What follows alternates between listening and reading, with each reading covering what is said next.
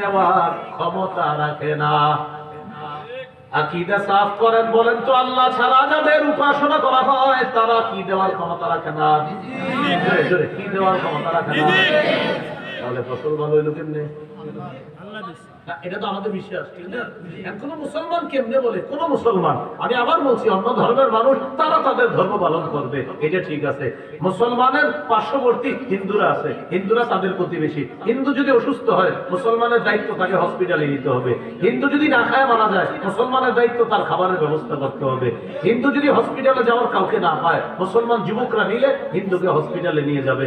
হিন্দু যদি তার মেয়েকে বিয়ে দেওয়ার জন্য অর্থের প্রয়োজন হয় সেখানে মুসলমান তাকে সহযোগিতা করবে। কিন্তু মুসলমান সব করতে পারে, কোন হিন্দু যদি তাদের ধর্মে কোন শিরিক করে মুসলমান এটা সমর্থন করতে পারে। যে কোনো দেশের প্রধান যারা হয় এরা যতটা না ভালো বা খারাপ হয় এদের চামচাগুলো এর চেয়ে বেশি খারাপ হয়। এরা সব নষ্টের মূল হয়, খালি কাম করা দিন। বর্তমানে আমাদের দেশে একটা গাঞ্জার আসর চলতেছে, আমাদের দেশে দিনের মধ্যে শেষ হবে হয়ে গেছে। এটা এই বছর বড় করে আয়োজন করছে কারণ আমাদের দেশে কিছু চামচা আছে, ওই চামচারা এগুলো করাইতেছে। একদম লিডার পর্যায়ে কিছু আপনার গঞ্জিকাময় লোক আছে, এরা এটা করাইতেছে।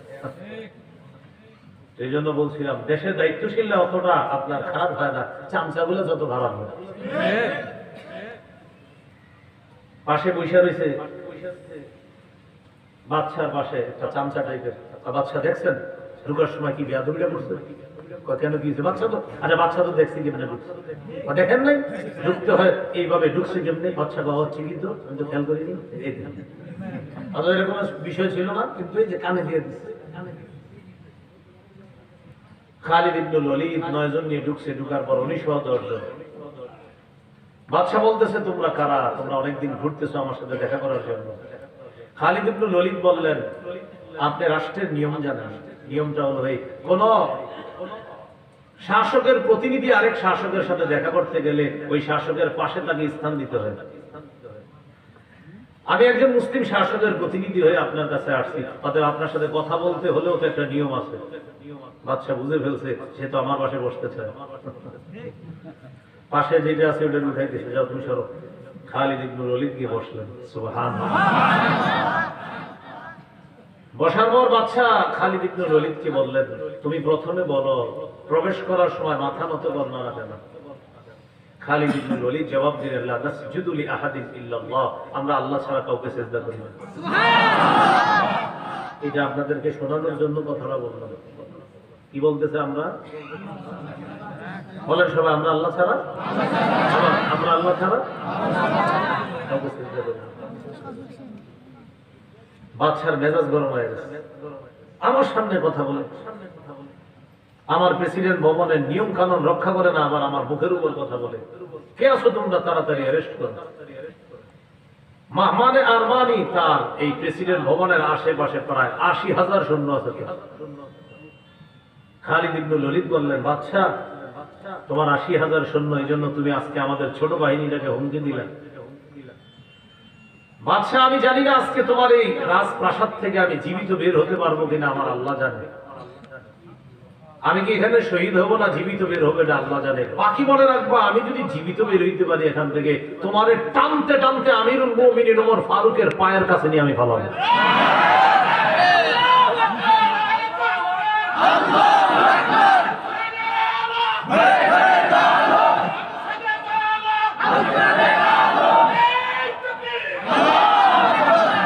তুমি আমার এই হুমকিটা দিলা। বাদশার মেজাজ খারাপ হয়ে গেছে যখন এটা বলছে, টানতে টানতে নিয়ে ওমর ফারুকের পায়ের সামনে ফালাবে। বাদশা বলল কে আছো? অ্যারেস্ট করো তাড়াতাড়ি। খালিদ ইবনুল ওলীদ বললেন তার সাথে থাকা যে 9 জন, মোট 10 জন, হে নবীর সাহাবীগণ, জীবনে আমার সাথে তোমরা অনেক লড়াই করছো, এ পর্যন্ত আমাকে কোন লড়াইয়ে আল্লাহ তাআলা পরাজয় দান করেন না। আজকে জীবনের শেষ লড়াই মনে করে। আমরা মাত্র 10 জনের ছোট্ট একটা বাহিনী, কিন্তু বেঈমানদের সামনে আমরা মাথা নত করা জাতি না। হয়তো আজকে আমাদের শহীদ শাহাদাত বরণ করবো আমরা এখানে, না হয় আমরা এখান থেকে গাজী হয়ে ফিরবো আল্লাহর নামে।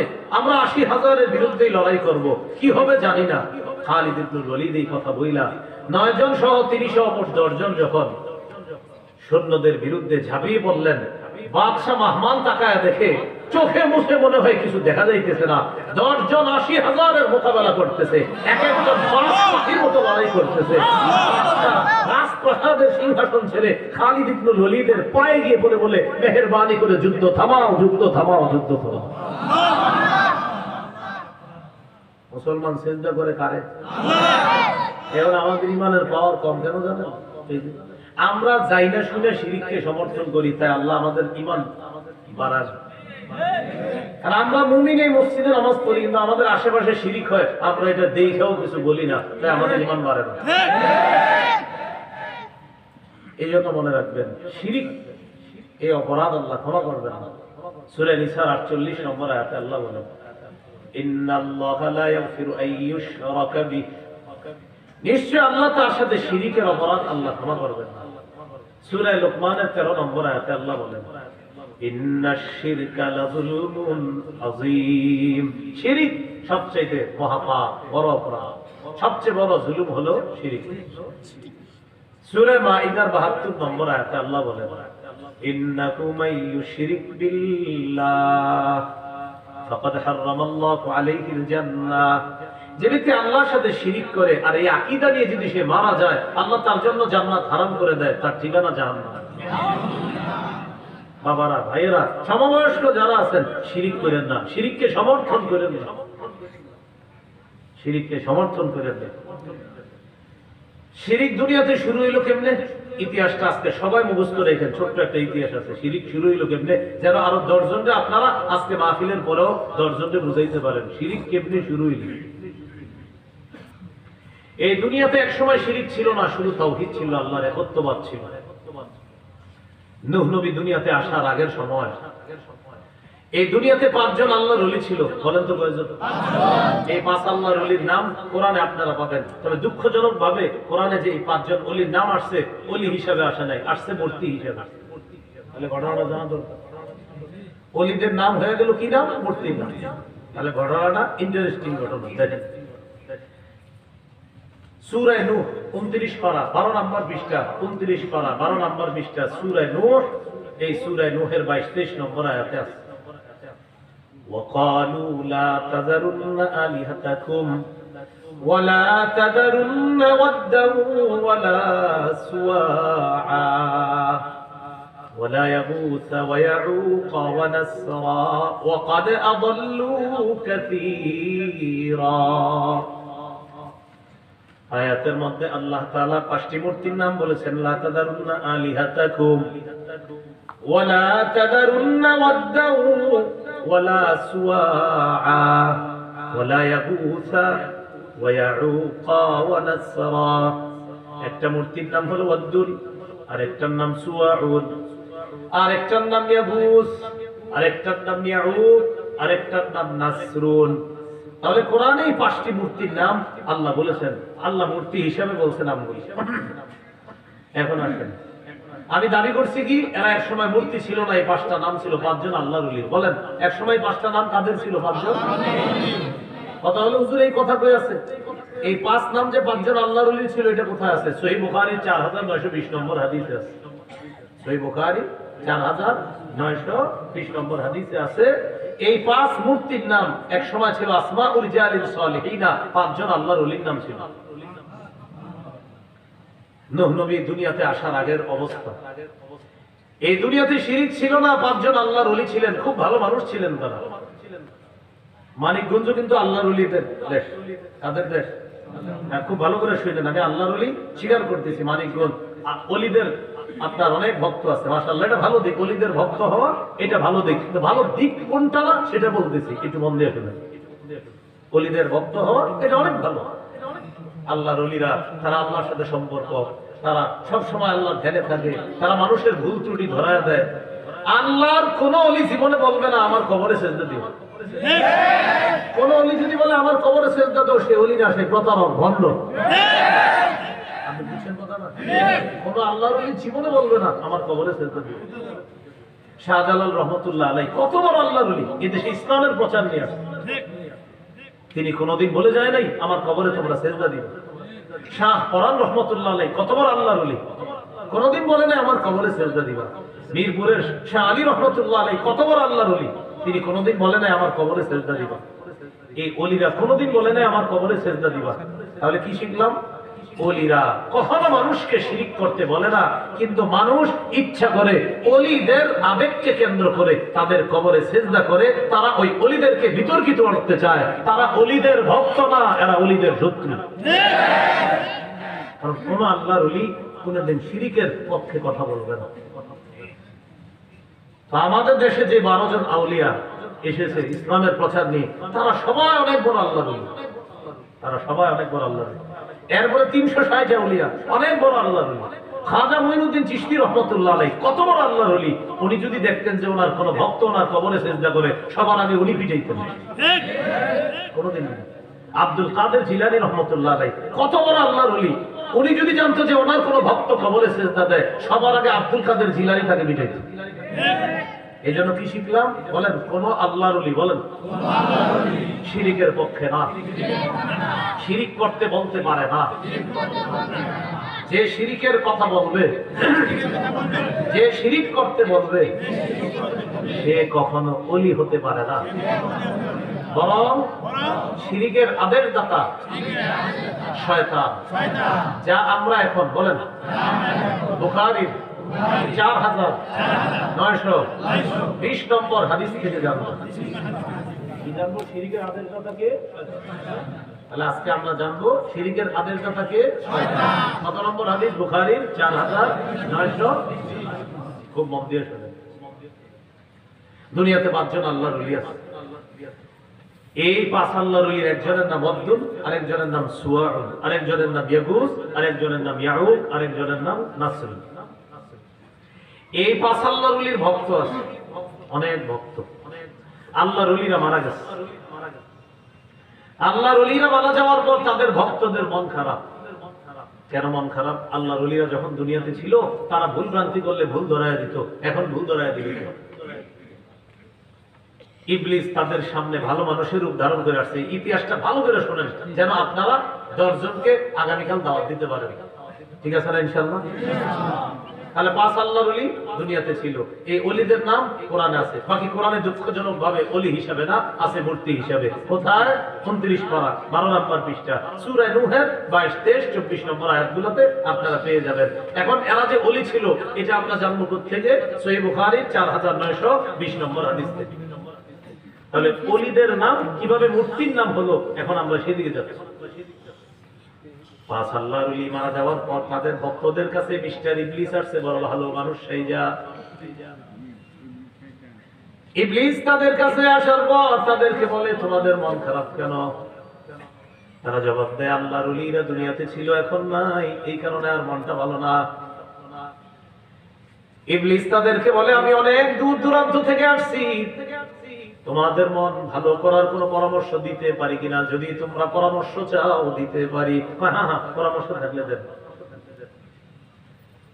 ইবলিস বলল, তোমাদের মন খারাপের কারণটা আমারে খুইলা বলো। তো তারা বলল, 5 আল্লাহর ওলি ছিল দুনিয়াতে, তারা থাকতে কত ভালো লাগতো, আমরা ইবাদত করতাম, তাদের সাথে আমরা আল্লাহর ইবাদত করতাম, বড় ভালো লাগতো, আনন্দ লাগতো। আচ্ছা আপনারা বলেন তো, এই মসজিদে যদি হাফিজ হুজুর আসতেন, হুজুর তো আল্লাহর মেহমান হয়ে গেছেন, উনি যদি জীবিত থাইকে এই মসজিদে আসতেন, তাহলে মসজিদে মুসল্লিকে জায়গা দেওয়া যাবে না? এই মাঠ ভৈরও আপনারা জায়গা দিতে পারতেন না। খালি ঘোষণা হইতো হাফিজ হুজুর এই মসজিদে এশার নামাজটা পড়াবে, পড়ায় উনি চলে যাবে। এশার নামাজের 1 ঘন্টা আগে যদি ঘোষণা হইতো হাফিজ হুজুর এখানে এশা পড়াবে, আমি মনে হয় আপনারা এই মাঠ খোলাবে না, মুসল্লি জায়গা দিবে। এখান থেকে কি বোঝা যায়? আল্লাহর ওলিদের সাথে ইবাদত এটা আসলে একটা মজার বিষয়, কারণ তারা কোনো ভুল ভ্রান্তি হলে ধরিয়ে দেবে। ইবলিস তাদেরকে বলল, আমি যদি এই 5 আল্লাহর ওলির 5টা আকৃতি তোমাদের সামনে আনি, তাহলে তোমরা ইবাদত করবা? ওইটা কেমনে সম্ভব? হ্যাঁ সম্ভব। তোমরা আগে বলো, আনলে ইবাদত করবা কিনা? ইবাদত করবো কার? ইবলিস দেখেন কি শয়তানের শয়তান। ইবলিস শয়তানের শয়তান। কি কয়? না না, ইবাদত তো আল্লাহরই করবা। চিন্তা করেন, কথা তো সত্য, ইবাদত কার? আল্লাহ। কিন্তু তোমাদের মনে যেন ভালো লাগে, তাই আমি 5টা আকৃতি তোমাদের সামনে এনে রাখবো। কেমনে নিয়ে আসেন? ইবলিস 5টা মাটির মূর্তি বানাইল। এই সর্বপ্রথম মূর্তি বানাইল ইবলিস। মূর্তি বানানোর পর 5টি প্রতিমূর্তি ইবলিস তাদের সামনে নিয়ে আসছে।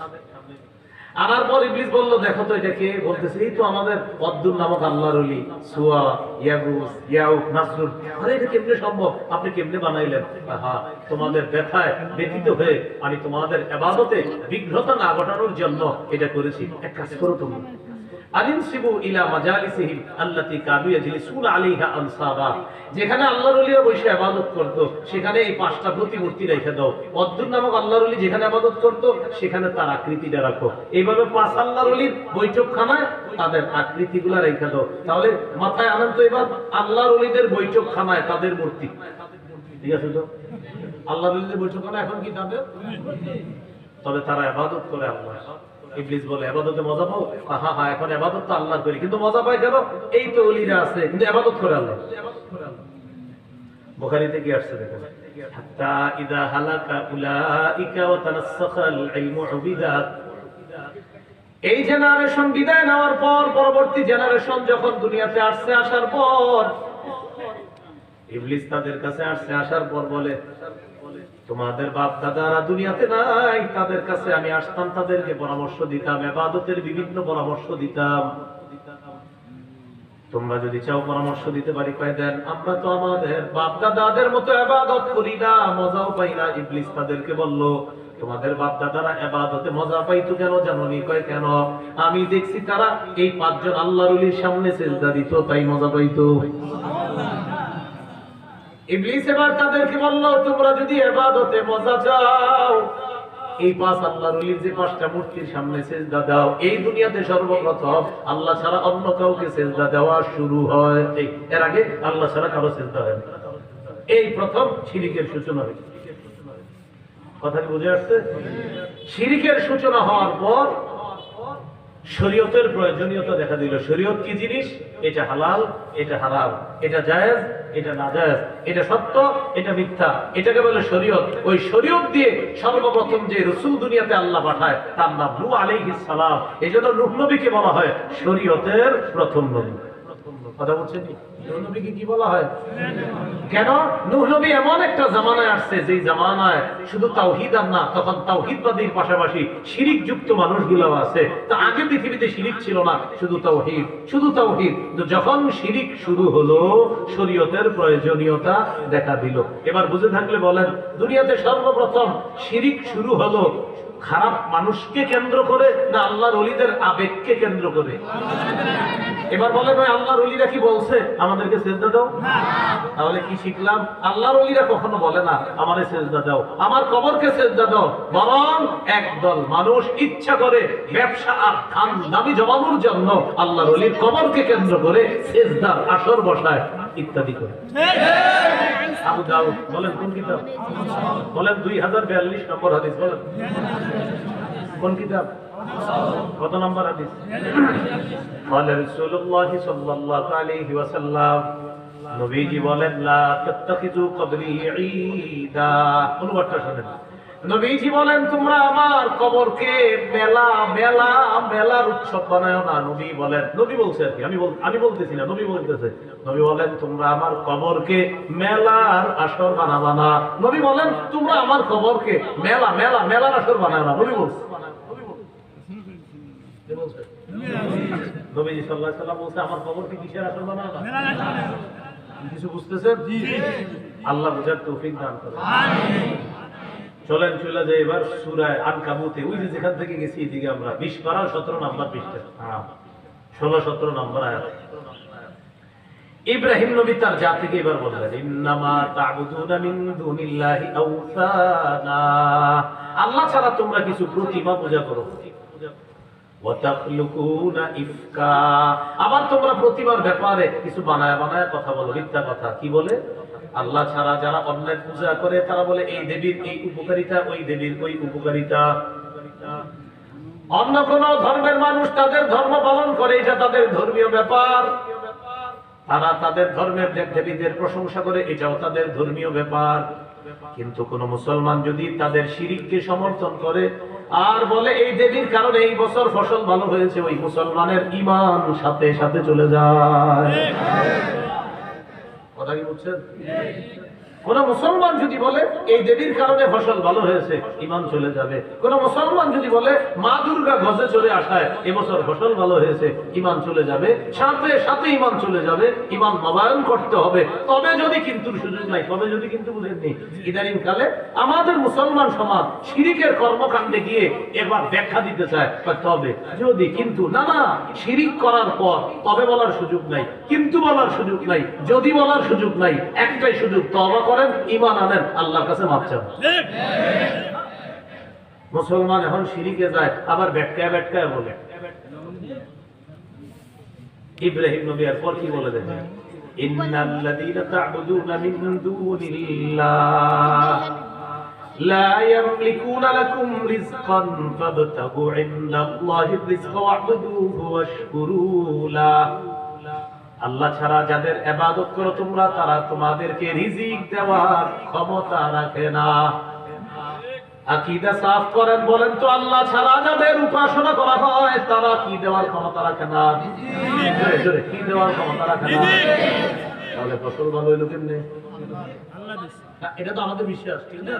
কোন মুসলমান কেমনে বলে? কোন মুসলমান, আমি আবার বলছি, অন্য ধর্মের মানুষ তারা তাদের ধর্ম পালন করবে, এটা ঠিক আছে। মুসলমানের পার্শ্ববর্তী হিন্দুরা আছে, হিন্দুরা তাদের প্রতিবেশী। হিন্দু যদি অসুস্থ হয়, মুসলমানের দায়িত্ব তাকে হসপিটালে নিতে হবে। হিন্দু যদি না খায় মারা যায়, মুসলমানের দায়িত্ব তার খাবারের ব্যবস্থা করতে হবে। হিন্দু যদি হসপিটালে যাওয়ার কাউকে না পায়, মুসলমান যুবকরা মিলে হিন্দুকে হসপিটালে নিয়ে যাবে। হিন্দু যদি তার মেয়েকে বিয়ে দেওয়ার জন্য অর্থের প্রয়োজন হয়, সেখানে মুসলমান তাকে সহযোগিতা করবে। কিন্তু মুসলমান সব করতে পারে, তো কোন হিন্দু যদি তাদের ধর্মে কোন শিরিক করে, মুসলমান এটা সমর্থন করতে পারে। আমার প্রতিবেশী অন্য ধর্মের, ঠিক আছে, উনি না খায় মারা গেলে ওনার খাবারের ব্যবস্থা আমি মুসলিম প্রতিবেশী করতে হবে। ওনার ঘরে সমস্যা, চাল দিয়ে পানি পড়ে, আমি ওনার ঘরে চালের ব্যবস্থা করে দিতে হবে, কারণ আমি তার প্রতিবেশী। আমি মুসলিম প্রতিবেশী, কিন্তু সে হিন্দু, ঠিক আছে। তার উপর যেন কেউ আক্রমণ করতে না পারে, আমি মুসলিম হিসাবে তাকে নিরাপত্তা দিব, এটুকুও ঠিক। কিন্তু সে কোন শিরিক করলে মুসলমান সেখানে গিয়ে দাঁতগুলা বাইর করে বলা, আপনারা আমরা তো একই না, ঈমান চলে যাবে। শিরিক করা যাবে ভাই, কথা বলে যাবে। আপনারা এখানে যারা আছেন অনেক মানুষ, আপনাদের কারো খবরে আমি যাব না, আমার খবরে আপনারা যাবেন না। আমি ভাই হিসাবে, দরদি একজন ভাই হিসাবে আপনাদেরকে বলে যাচ্ছি, ঈমান বাঁচান, ঈমান বাঁচান। ঘরের দরজা বন্ধ করে ঈমান বাঁচান। আপনারা কেউ ফোন দেয়, একটু আসতো, আর যদি দেখেন শিরিকের কোনো কাজে আপনারা ফোন দিয়েছে, আপনি বলবেন ভাই একটু সমস্যা আছে। আপনি মনে মনে চিন্তা করবেন কি সমস্যা, বলবেন আমার ইব্রাহিম নবী যেই সমস্যায় যায় না শিরিকের কাজে, আমিও সেই সমস্যায় যাব না। ইব্রাহিম নবীরে বলছে চলো, ইব্রাহিম নবী বলছে সাকিম, আমি অসুস্থ। মুফাসসিরিনে কেরাম ব্যাখ্যা করছে উনি কি অসুস্থ করে, উনি মানসিক অসুস্থ হয়ে গেছে। এজন্য আপনিও মনে মনে রাখবেন, ভাই আমার সমস্যা আছে। কি সমস্যা? একটু মানসিক সমস্যা আছে, এটা মনে মনে রাখবেন। যদি বলে তুই নাকি ঘরে আসস, খোঁজ পাইলাম, ঘরে আন্ডারগ্রাউন্ড বানা, ওখানে লুকায় থাকেন। যদি বলে তুই নাকি ঘরের ভিতরে আন্ডারগ্রাউন্ডে আসস, শ্বশুর বাড়িতে পালায় চলে যাবেন 3 দিন। যদি এতেও কাজ না হয় 40 দিনে জামাতে চলে যাবেন, 40 দিন পরে আসবেন। আসার পরে ফোন দিবে, কি তুই কইছিলি, বলবেন ভাই হুজুররা ধইরা জামাতে পাঠাই দিচ্ছে, কিন্তু আপনি মনে মনে কি আছে জানেন, ভাই আমি ঈমান বাঁচানোর জন্য পালাইছি। ঈমানটা বিক্রি করেন না। নবী বলছে ইউসবিহু মুমিনা ওয়া ইউমসি কাফিরা, আমার উম্মত সকালে ঈমান নিয়ে বের হবে, বিকাল বেলা বেঈমান হয়ে ফিরবে। ইয়াবিউ দীনাহু বিআওয়াজ, আমার উম্মত দ্বীনকে বিক্রি করে দিবে, দুনিয়ার সামান্য স্বার্থের কাছে তার দ্বীন বিক্রি করে দিবে। আপনারা বলেন এটা কবে হবে না চলছে? আল্লাহ আমাদেরকে হেফাজত করে। আপনাদের ভাই হয়ে আমি কথাগুলো বলে যাচ্ছি, ঈমানটা বিক্রি করে দিয়ে, আর যা হোক ঈমান বিক্রি করে দিয়ে না, মনে থাকবেন ইনশাআল্লাহ। তাহলে আল্লাহ ছাড়া যত উপাস্য আছে তারা রিজিক দেওয়ার ক্ষমতা রাখে না। চলেন এবার আরেকটা আয়াতে যাই আমরা।